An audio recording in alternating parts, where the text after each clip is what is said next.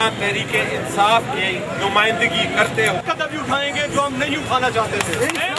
तो अपनी कौम के लिए एटम बम बनाया था जो रूह को तड़पा दे,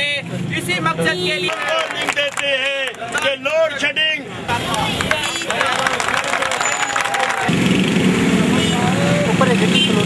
सूबाई हुकूमत हो या वफाकी हुकूमत, हम उनसे अपील करते हैं कि खुदारा जिस आवाम के सर पे ये आप हुकूमत कर रहे हैं, इस आवाम के बारे में सोचें, इनके चूल्हे ठंडे होने से बचाएं। और ये गैस की लोड शेडिंग जो हर अमीर गरीब आदमी की ज़रूरत है, इसके लिए खुदा के लिए कोई ऐसी पॉलिसी वज़ा करें कि जिसकी वजह से गरीबों के चूल्हे ठंडे होने से बच सकें। हमारा हुकूमत से यही मुतालबा है कि आज हमने एहतजाज किया है, खुदारा इस पर तवज्जो दें, वरना यही एहतजाज बढ़कर मियाँ वाली की तरह एहतजाज भी बन सकता है कि जैसे मियाँ वाली के हालात उन्होंने देख लिए हैं। ये हमारी उनको लास्ट वार्निंग है कि अगर उन्होंने लोड शेडिंग ख़त्म ना की